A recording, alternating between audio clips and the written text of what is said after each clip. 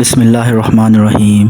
السلام علیکم محترم ناظرین، ہماری آج کی ویڈیو کا موضوع ہے کہ حضور نبی کریم صلی اللہ علیہ وآلہ وسلم اور حضرت خدیجۃ الکبریٰ رضی اللہ تعالیٰ عنہ کا نکاح کیسے ہوا۔ آپ سے گزارش ہے کہ ویڈیو کو مکمل دیکھیے، شکریہ۔ حضرت خدیجۃ الکبریٰ رضی اللہ تعالیٰ عنہ سیرت و کردار، عزت و احترام اور مقام و مرتبے کے لحاظ سے قریش کی بہترین خواتین میں شمار ہوتی تھیں۔ بے حد مالدار، پاک باز اور خوبصورت تھیں۔ دور جہالت میں آپ کو طاہرہ کا لقب دیا گیا تھا اور سیدات القریش کہا جاتا تھا۔ آپ حضور نبی کریم صلی اللہ علیہ وآلہ وسلم پر ایمان لانے والی پہلی خاتون تھیں۔ حضور نبی کریم صلی اللہ علیہ وآلہ وسلم نے ان 4 خواتین کو جنت کی بہترین خواتین قرار دیا۔ آپ رضی اللہ تعالیٰ ان میں سے ایک ہیں۔ ایک روایت کے مطابق جب نبی کریم صلی اللہ علیہ وآلہ وسلم معراج پر گئے، واپسی پر حضرت جبرائیل علیہ السلام نے عرض کیا، خدا کی جانب سے اور میری جانب سے خدیجہ کو سلام کہیے گا۔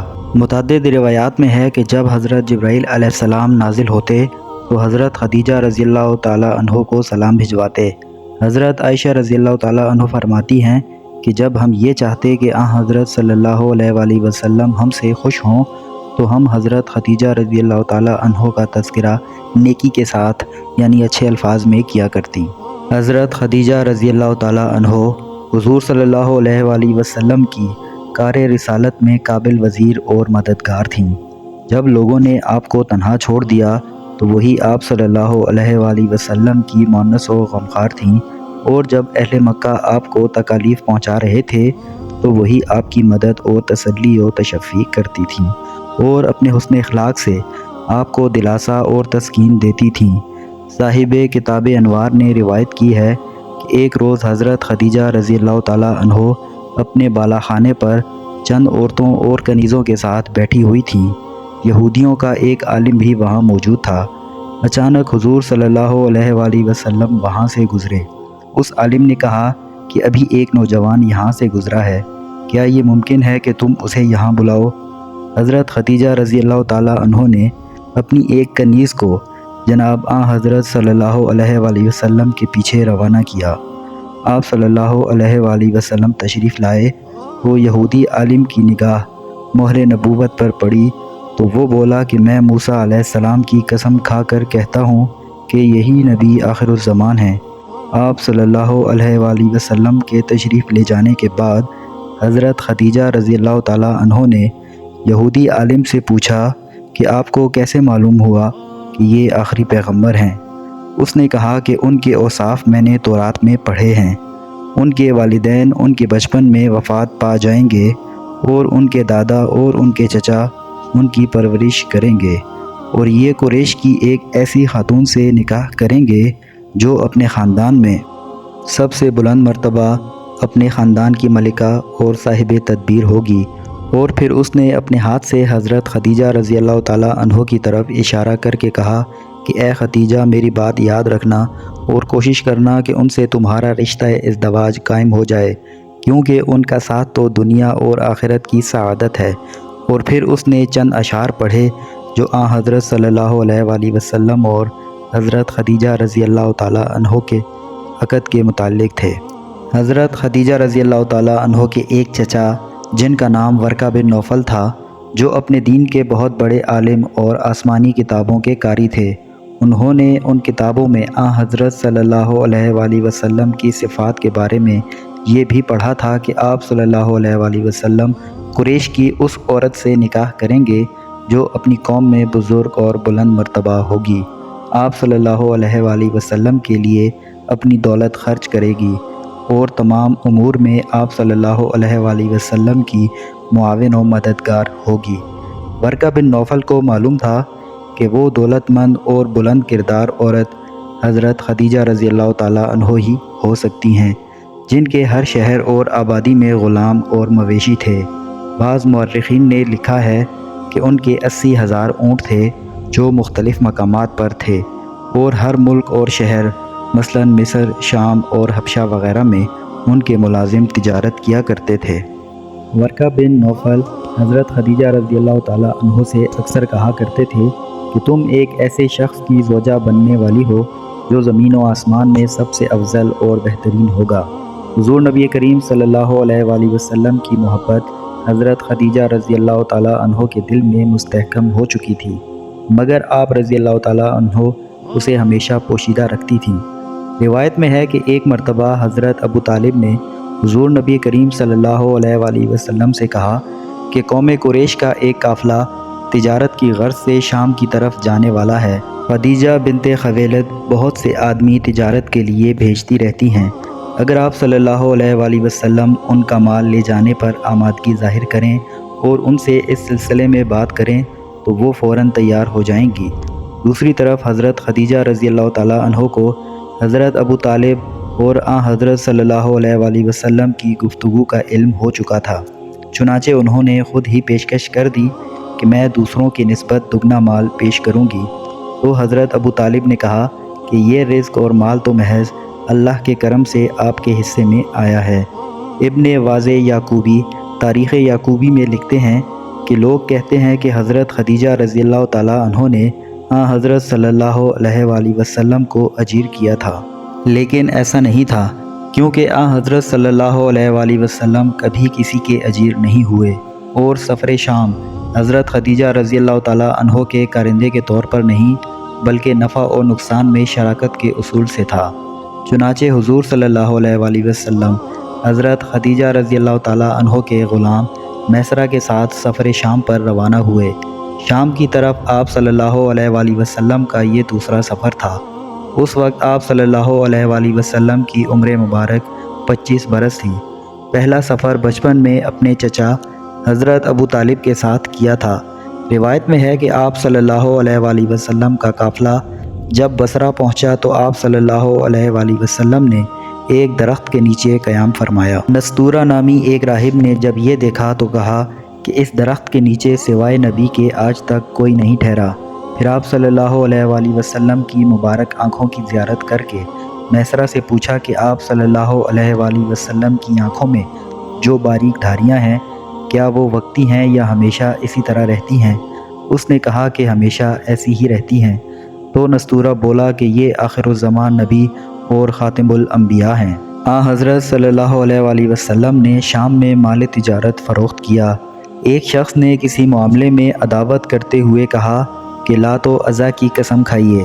آپ صلی اللہ علیہ وآلہ وسلم نے فرمایا کہ میں نے ان کی قسم کبھی نہیں کھائی اور نہ ہی کبھی ان کی طرف رجوع کیا ہے۔ اس نے میسرہ سے کہا کہ باخدا یہ نبی ہیں اور ہمارے علماء ان کی صفات و علامات کو اپنی کتب میں لکھا ہوا پاتے ہیں۔ میسرہ دیکھتا تھا کہ دن کے وقت جب گرمی ہوتی تو دو فرشتے آپ صلی اللہ علیہ وآلہ وسلم پر سایہ فگن ہوتے۔ اس نے یہ سارے عجائب یاد رکھے اور واپسی پر حضرت خدیجہ رضی اللہ تعالیٰ عنہ سے بیان کیے۔ الغرض حضرت صلی اللہ علیہ وآلہ وسلم نے سامان تجارت فروخت کیا اور آپ صلی اللہ علیہ وآلہ وسلم کی برکت سے منافع پہلے سے دگنا ہوا۔ آپ صلی اللہ علیہ وآلہ وسلم کی واپسی دوپہر کے وقت ہوئی۔ اس وقت حضرت خدیجہ رضی اللہ تعالیٰ عنہ اپنے بالا خانے پر تشریف فرما تھیں۔ سرور عالم کو اس حال میں دیکھا کہ آپ صلی اللہ علیہ وآلہ وسلم اونٹ کے اوپر سوار ہیں اور دو فرشتے آپ صلی اللہ علیہ وآلہ وسلم پر سایہ کیے ہوئے ہیں۔ انہوں نے یہ منظر گھر میں موجود دیگر خواتین کو بھی دکھایا تو سب حیران رہ گئیں۔ حضرت صلی اللہ علیہ وآلہ وسلم ان کے پاس پہنچے اور سفر میں حاصل ہونے والے منافع کی تفصیلات بیان فرمائیں تو وہ بہت خوش ہوئیں۔ میسرہ نے سفر کے تمام واقعات اور نستورہ راہب کا بیان ان کے گوش گزار کیا۔ حضرت خدیجہ رضی اللہ تعالیٰ عنہ بہت زیرک و دانا خاتون تھیں۔ آپ رضی اللہ تعالیٰ عنہ نے اپنے دل میں حضرت صلی اللہ علیہ وآلہ وسلم کے ساتھ عقد کا پختہ ارادہ کر لیا اور اس کو سعادت دارین سمجھ لیا۔ اس وقت بہت سے لوگ حضرت خدیجہ رضی اللہ تعالیٰ عنہ کے ساتھ نکاح کے آرزو مند تھے اور اس سلسلے میں ہر ممکن کوشش کر رہے تھے، کیونکہ آپ رضی اللہ تعالیٰ عنہ اوصاف حمیدہ کی حامل اور اعلیٰ حسب و نسب کی مالک تھیں اور دولت مندی میں بھی سب پر فوقیت رکھتی تھیں، مگر آپ رضی اللہ تعالیٰ عنہ نے کسی کی طرف توجہ نہ فرمائی۔ قریش کے جن سرداروں نے آپ کو شادی کے پیغام بھجوائے ان میں ابو جہل، سلت بن ابی یحاب، ابو سفیان اور عقبہ بن ابی معیط وغیرہ شامل تھے۔ حضرت خدیجہ رضی اللہ تعالیٰ عنہ نے آپ صلی اللہ علیہ وآلہ وسلم کے اخلاق و کردار سے متاثر ہو کر اپنی ایک کنیز نفیسہ بنت منیہ کے ہاتھ شادی کا پیغام بھجوایا۔ نفیسہ کہتی ہیں کہ جب میں حضور صلی اللہ علیہ وآلہ وسلم کی خدمت اقدس میں شادی کا پیغام لے کر حاضر ہوئی تو آپ صلی اللہ علیہ وآلہ وسلم نے اسے قبول فرمایا۔ نفیسہ نے واپسی پر جا کر حضرت خدیجہ رضی اللہ تعالیٰ عنہ کو حضرت صلی اللہ علیہ وآلہ وسلم کی رضامندی کی خوشخبری سنائی تو انہوں نے ایک شخص کے ذریعے آپ صلی اللہ علیہ وآلہ وسلم کو پیغام بھجوایا کہ فلاں تاریخ کو اپنے خاندان کے اکابرین کے ہمراہ میرے غریب خانے پر نکاح کے لیے تشریف لائیے، اور ایک آدمی اپنے چچا عمر بن اسد کی طرف روانہ کیا کہ نکاح کے ولی بن کر عقد کریں۔ پس وہ بھی پہنچے اور نبی آخر الزمان صلی اللہ علیہ وآلہ وسلم بھی اپنے چچاؤں کے ساتھ تشریف لائے۔ روایت کے مطابق اس وقت آپ صلی اللہ علیہ وآلہ وسلم کی عمر مبارک 25 برس اور حضرت خدیجہ رضی اللہ تعالیٰ عنہ کی عمر 40 برس تھی۔ ابو الحسین فارس روایت کرتے ہیں کہ پیغمبر اسلام صلی اللہ علیہ وآلہ وسلم اور حضرت خدیجہ رضی اللہ تعالیٰ عنہ کا نکاح آپ صلی اللہ علیہ وآلہ وسلم کے چچا حضرت ابو طالب نے پڑھایا تھا۔ حضرت خدیجہ رضی اللہ تعالیٰ عنہ کا مہر 12 اونس سونا اور 25 اونٹ مقرر ہوا، جسے حضرت ابو طالب نے اسی وقت ادا کر دیا۔ یہ واقعہ 27 قبل از ہجرت اور 595 عیسوی کا ہے۔ روایت میں ہے کہ جب تک حضرت خدیجہ رضی اللہ تعالیٰ عنہ زندہ رہیں اس وقت تک حضور نبی کریم صلی اللہ علیہ وآلہ وسلم نے کوئی دوسرا عقد نہیں کیا تھا۔ یہاں یہ واضح کرنا ضروری ہے کہ حضرت خدیجہ رضی اللہ تعالیٰ عنہ نے حضور صلی اللہ علیہ وآلہ وسلم کے عقد میں آنے سے پہلے 2 شادیاں کی تھیں اور دونوں خاوندوں سے آپ کی اولادیں بھی تھیں، لیکن یہ سراسر غلط ہے۔ ابن شہر عاشوب کہتے ہیں کہ احمد بلالتی، ابو قاسم کوفی، ابو جعفر اور مرتضیٰ نے اپنی اپنی کتب میں نقل کیا ہے کہ رسول اللہ صلی اللہ علیہ وآلہ وسلم نے جب حضرت خدیجہ رضی اللہ تعالیٰ عنہ سے شادی کی تو وہ باکرہ یعنی کنواری تھی۔ حضرت خدیجہ رضی اللہ تعالیٰ عنہ کے پہلے سے شادی شدہ اور صاحب اولاد ہونے کا شوشہ عین ممکن ہے انہی لوگوں نے چھوڑا ہو جن لوگوں نے ہر ممکن کوشش کی کہ کسی طرح عرب کی سب سے خوبصورت اور مالدار خاتون کے ساتھ رشتہ ازدواج قائم کر سکیں، مگر وہ اپنے عزائم میں کامیاب نہ ہو سکے اور اپنی ناکامی کو اپنے لیے باعث رسوائی سمجھنے لگے۔ چنانچہ جب وہ در نایاب آغوش صدف میں 40 سال رہنے کے بعد تاج رسالت کی زینت بنا تو وہ لوگ ان کے خلاف اس طرح کی باتیں کرنے لگے، اور ان کی دلیل آپ رضی اللہ تعالیٰ عنہ کی 40 برس کی عمر ہی تھی۔ چنانچہ ان کے حساب سے آپ کی پہلی شادی نوجوانی میں ہوئی، مگر آپ رضی اللہ تعالیٰ عنہ بیوہ ہو گئیں، پھر دوسری شادی ہوئی، پھر بیوہ ہو گئیں، حتیٰ کہ 40 برس کی عمر میں پہنچ گئیں۔ تب آپ نے حضور صلی اللہ علیہ وآلہ وسلم کے ساتھ نکاح کیا، اور عرب میں چونکہ کم عمری میں لڑکیوں کی شادی کر دی جاتی تھی، اس لیے یہ کیسے ممکن ہے کہ قریش کی سب سے حسین و دانا اور مالدار عورت 40 برس کی عمر تک غیر شادی شدہ رہے؟ اگر ہم ان کی دلیل پر غور کریں تو یہ دلیل انہی لوگوں کے خلاف جاتی نظر آتی ہے جو اس کو اپنے موقف کے حق میں استعمال کرتے ہیں، یعنی حضرت خدیجہ رضی اللہ تعالیٰ عنہ جیسی حسین و جمیل اوصاف حمیدہ کی حامل، اعلیٰ حسب و نسب کی مالک اور فہم و فراست سے مالا مال دولت مند خاتون کا کئی لوگوں کے رشتوں کو ٹھکراتے ہوئے 40 برس تک غیر شادی شدہ رہنا ہی یہ ثابت کرتا ہے کہ اس عظیم المرتبت خاتون کو اپنے سے بڑھ کر کوئی شخصیت نظر آتی تو وہ شادی پر آمادہ ہوتی۔ بس 40 سال تک نہ کوئی ایسی ہستی ملی اور نہ ہی انہوں نے شادی کی۔